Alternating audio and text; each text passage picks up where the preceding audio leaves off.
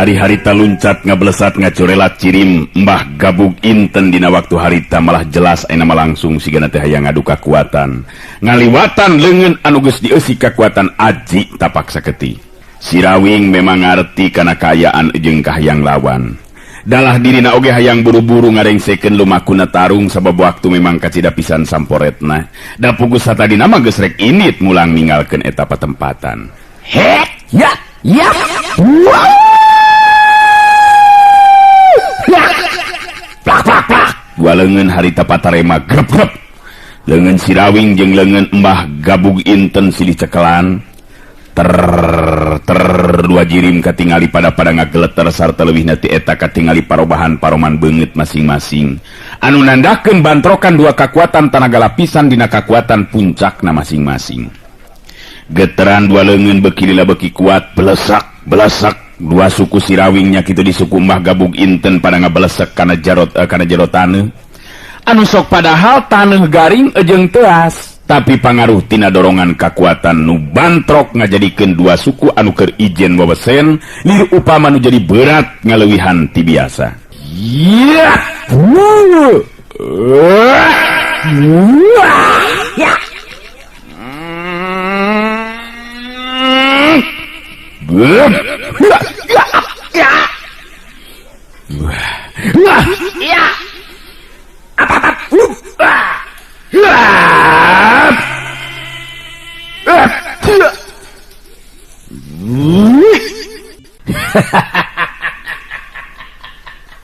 Hayo. Lain hayo kayaknya. Hayo.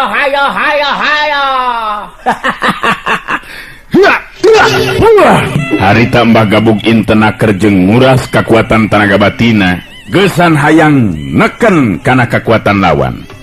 Geter kakuatan tenaga lapisan tina ilmu tapak saketina lir upama nu ngarembes ngaliwatan kulit lawan. Tapi Sirawing memang nyangking ilmu pancatunggal boga ilmu anti panas nyata kakuatan sumber pancer sarining banyu. Beuki lila jirim nu keur silih uji pangarti teh beuki ngageleter kuat. Blesak dua suku Sirawing jeung Mbah Gabug Inten beuki ting blesek kana jero taneuh. Tarung seperti kitu tang tue leuwih bahaya batan tarung biasa dina harti ngagunakeun tata gerak ilmu silat anu jelas ngutamakeun kana karikatan jeung kabinekasan sarta keampuhan jurus.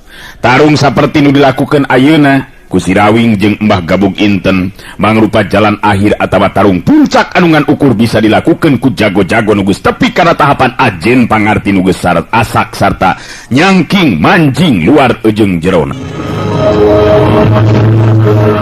Si Banteng Wulung oge ngarti kana kayaan anu keur lumangsung dina waktu harita. Dirina teu wani cumarita ngan ukur ngabandungan dibarengan ku hate nu kaketegan. Sedangkeun Untari katingali ngadeuketan kalebah si Banteng Wulung dibarengan ku paneuteub anu ngandung kaselempangan. Nageringan eta nu tarung teh bet kitu Kang Banteng. Bet kakare abdi mah ningali nu tarung sapertos ayeuna kitu mah. Oh, ngentong ngaget-ngaget Nyai. Kang ngawing-ngawing memang ngekeh narung ngagunakeun nganguatan danaga lapisan. Nya tarung memang leuwih bahaya Nyai. Nyabab ngamun ngurang-ngurang nguat mah bisa-bisa ngalayang nyiwa. Narung nu itu mah leuwih bahaya Nyai. Tapi nu momokon nama si Kang ngawing-ngawing kudu menang Nyai.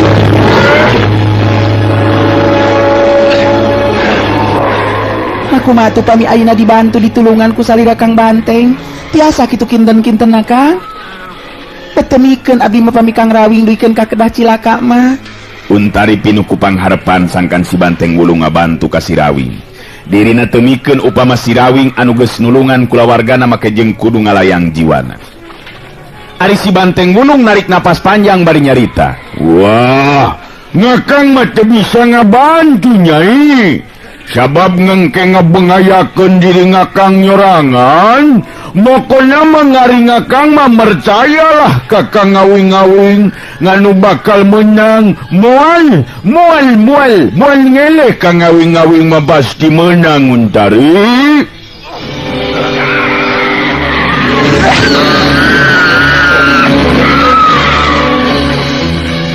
si banteng bulung pinuh ku kayakinan sanajan katingali ayeuna memang si Rawing matak nyalempangkeun hatena.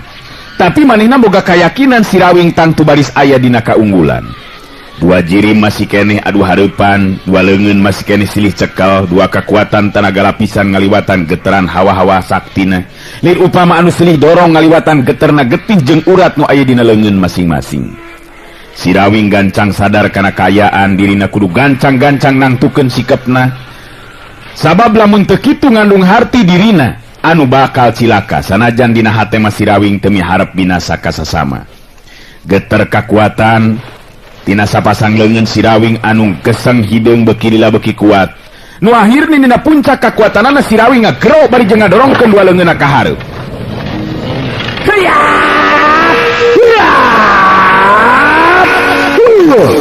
Jengkang koleang kebut Mbah Gabug Inten jirimna harita katingali ngajengkang ka tukang bari ngalayang ngoleang anu saterusna ngagedebuk kana lemah. Waduh! Mbah Gabug Inten ngagero panjang kara salir upama nu dibantingkeun ku kakuatan ilmu kacidarosana.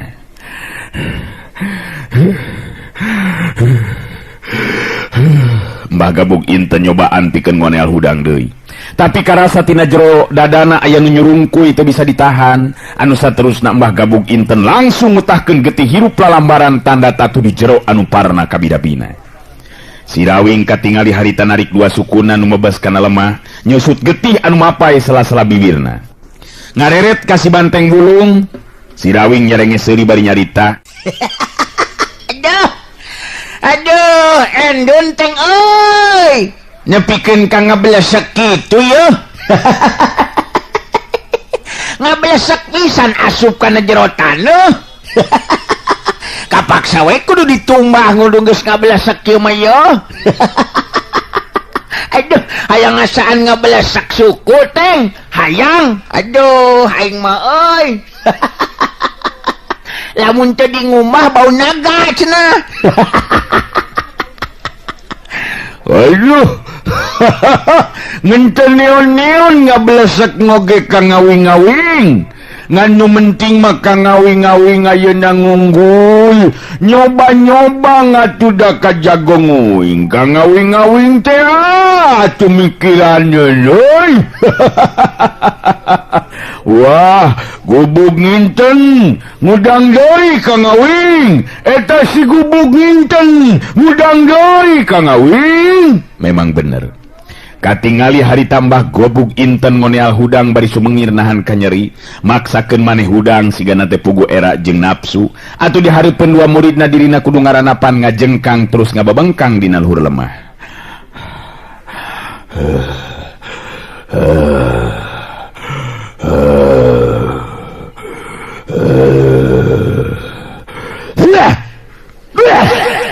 Mbah Gabug Inten nyiduhan sageti atawa nyiduhkeun sesageti dina sumutna sababaraha kali.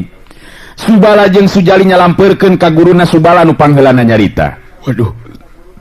Nah kieu geuningan Ki Guru. Cekuring oge nu ngaran si Rawing mah memang boga ilmu setan Ki Guru.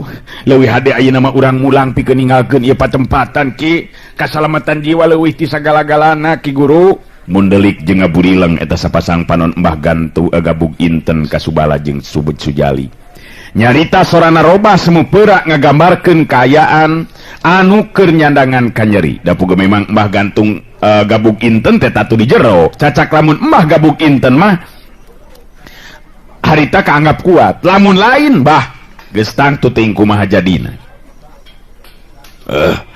Montong ngobacot aya sia kana karep. Tongga bacot ka mana karep sia. Ulah nyarita nu lain-lain bala.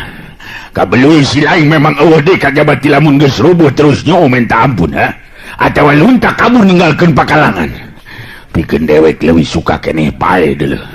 Coba-coba deui ayeuna aing bakal maju deui. Lengkah-lengkah suku Mbah Gabug Inten katingali geus jajarig jegan kurang kaseimbangan. Subala jeung Sujali harita salempang ku kayaan jadi guruna. Sok sieun nepikeun ka hanteuna di eta patempatan. Ulah maksakeun Ki Guru. Ulah maksakeun. bahaya si Rawing memang jago pilih tanding anu kudu diaku ku urang kapunjulan ilmu jeung kehebatan pangartina Ki Guru. Leuwih hade urang balik ayeuna mah Ki Guru. Nya Ki Guru urang balik we. Subala jeung Sujali keukeuh ngajakan balik di ka guruna.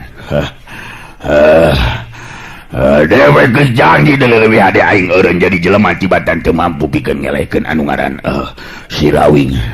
Ningkas ya. Mbah Gabug Inten geus nekad sigana teh.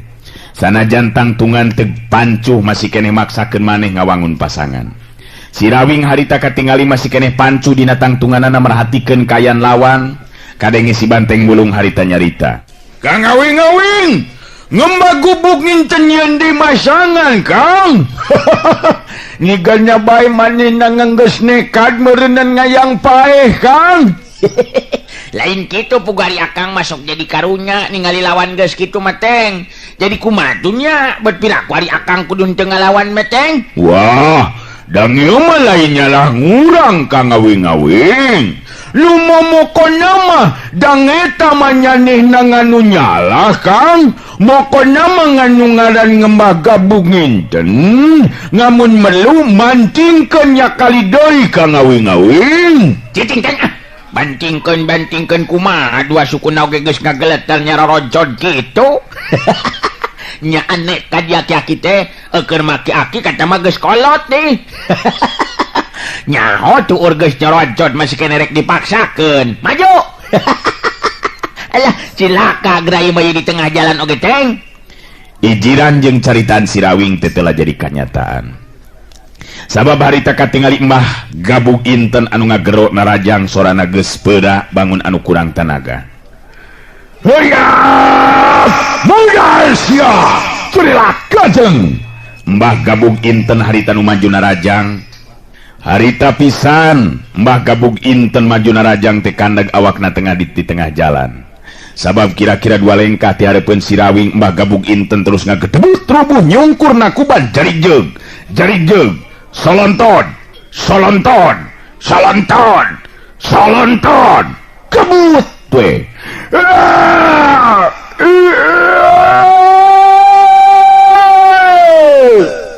Mbah Gabug Inten ngagero panjang nusa terus nangulahek sirana kagigir teu usik deui.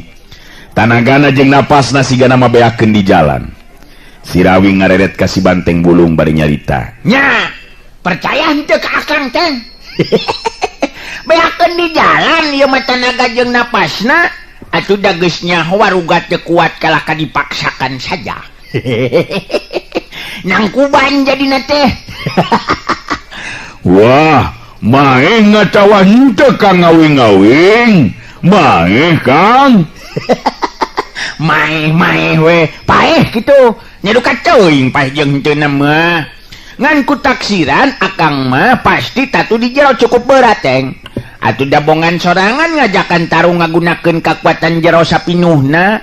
Nya kitu eta mah babak balukarna teh. Si Rawing bari ngomong kitu teh maju leumpang ka hareup.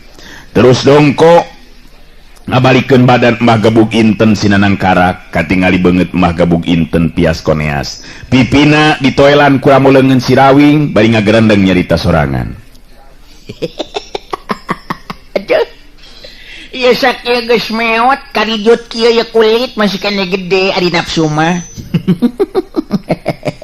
Ngelmu keur ngalulugukeun kagorengan deui jeung kajahatan. Aduh, Mbah Gabug Inten eta make ali inten geuningan. Geus kolot masih kene resep kana perhiasan. Si Rawing ngareret ka lebah Subala jeung Sujali. Nu katingali teu wani nyalampeurkeun da puguh sieunun ku si Rawing teh. Si Rawing harita ngagero bari ngagupayan leungeun ka tuhuna. Hei! Kadieu euy. Bala, jale, kadieu. Lain ting jalan teng kitu tuh kadieu yo. Kumaha ieu boga guru teh diantepkeun kieu. Rek sina terus nang kuban kieu. Hayo maju kadieu lur. Kadieu. Lantaran kajurung kurasanya meureunan kanu jadi guru. Harita Subala jeung Sujali bangun asa-asa terus laleumpang muru nyampeurkeun ka lebah si Rawing. Sanggeusna deukeut duanana ting jalan teng nangtung teu wanian ngadeuketan ka guruna dinu puguh si Rawing harita aya di gigireun jirim guruna anu keur kapaehan. Lain ting jalan teng kitu atuh lur. kuneon jadi ngadadak celeno cilepeng gitu. Iya rek diantepkeun bae nu jadi guru teh kumaha ieu teh. Subala ngawanikeun maneh cumarita kitu ge teh sirikna bari jeung memandekan sigana teh. Akan tebet teu kumawani Irawing. Apaneun da ieu mah yang guru akang nu penasaran ari akang mangan sakadar nganteur Irawing. Nyarita oge jadi sopan Subala teh. Mangsa bodoh yang merek ngancer wong korek diri tak kumaha oge sabodoh. Aduh gitu ngan ieu kudu terus digotong atau dipangku atau diinditkeun ti dieu euy. Maknya jadi ngahesekeun ka kuring. Geus puguh tadi ngaririweuh make ngajakan ribut geus namruk ieu kudu katempuhan buntut orai deui. Mung kuring mah teu tarima. Si Banteng Bulung harita ngagero di nyarita sorana mubuhan daruan pikasieun. Hoi, Nyani Subala ngoge sujali ngentong nyicing lila-lilanya bawa gurunya ne sinang ngindit gubugnya kunyane ngamun lila-lila ngaya di dia nyane ngangke ku ngaing dimantingkeun ya. Sok burukeun bawah ka ditu atuh gobok inten boro-boro ka ditu lur. Si Banteng Bulung teh lamun geus ambek teh pikiranneun ngan ingetkeun sing jadi contoh ayeuna ieu kajadian teh lur. Eureunnan laku lampah nun teu merenah sabab sanajan luhur ilmu jembar pangabisa bisa ngapung luhur ngapak mengga paribasana tapi lamun pangarti salah ngalarapkeunna engke bakal datang mangkarma.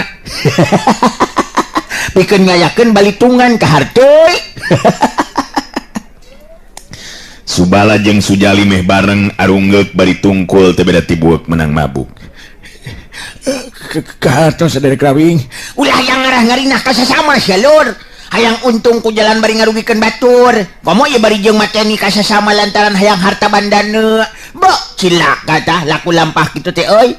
Ingetkeun, panggih deui jeung kuring. Awasnya ya nya ilaing duaan ngayakeun tindakan anu ingkar saperti kieu nyaho sorangeun. Si Banteng Bulung ku kuring bakal dititah pikeun mindahkeun sirah kana bujur ilaing. Daek sirah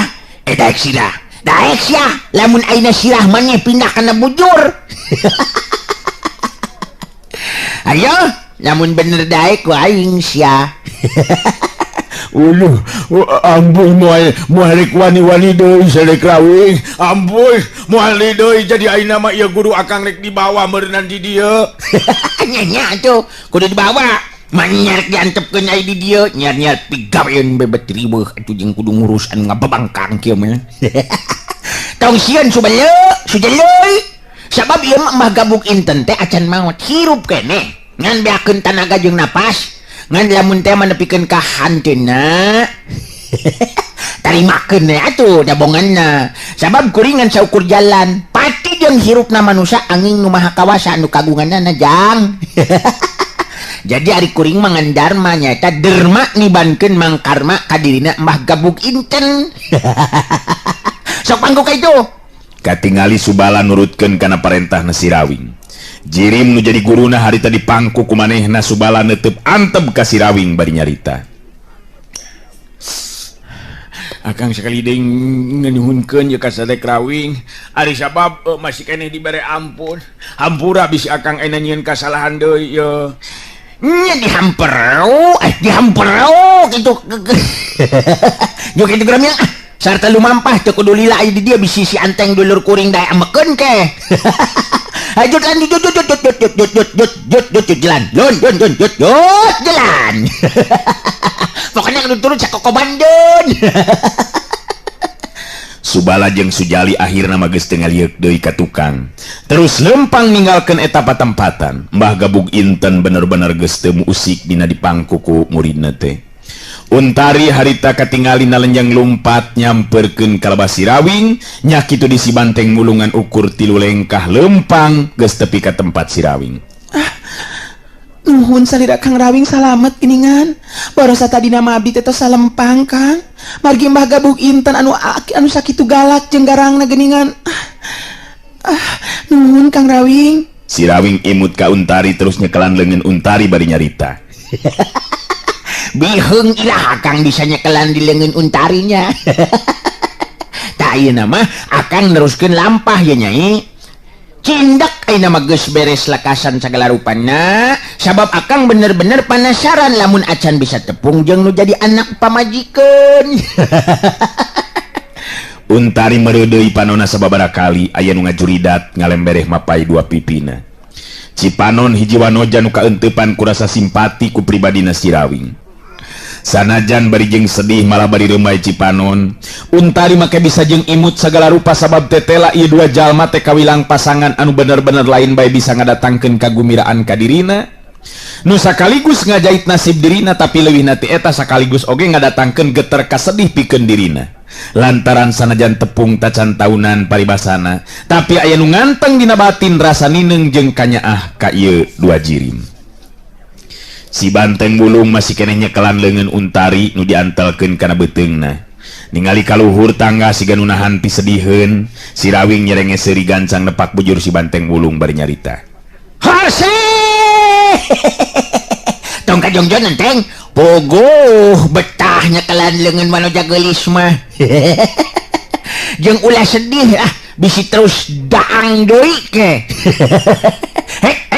Sot nesotkeun leungeun Untari sot. Ulah dilajeng bisi ngurunyud bisi konsolot teuing ke. Moal jadi ini teh. Si Banteng Bulung ngalesotkeun cekelanana kana leungeun Untari bari ngareret ka si Rawing terus ngomong. Wah, Kang ngawing-ngawing mangitu oi. Ngenteu meunang we, matur beunang kanikmatan teh Kang. Ngalah, ngaina mah geus ngenteu nyedih Kang. Ngaringoing mah lain neon-neon ngingetkan jadi ngindu ngapanan sarua ngambewe. Seperti Nyai Untari. Nyanggeus Ayo atuh nya. Ya kitu na. Ngan ayo jeung hayu terus itu ya. Jarang mah ini henteu deui. Sok nya ditinggalkeun ku akangnya sing tawakal jeung tabeuh dinya di dieu. Hayu teng. Si Rawing jeung si Banteng Bulung katinggal heri teges pada lumaku. Lempang ninggalkeun buruan imah. Untari ngajanteng nangtung bari neuteup ka lebah tonggongna si Rawing. Hatena ngagleter terus disambat jeroning hate. Bet asa kakara aing tepung jeung jalma seperti Kang Rawing. Bener-bener nulunganana teh eueuh pangarahan naon-naon. Bagja sigana lamun aing boga salaki seperti Kang Rawing. Padahal lamun nya Kang Rawing miharep diri aing pikeun maturan hirupna, sanajan di dua paribasana pikeun diri aing marela jeung suka. Sabab rarasaan teh susah neangan pribadi seperti Kang Rawing. Sanajan nya tepung tacan lila tapi ngaran Kang Rawing bet napak dina hate. Hiji ngaran anu bakal tetep mapai santaman hate aing.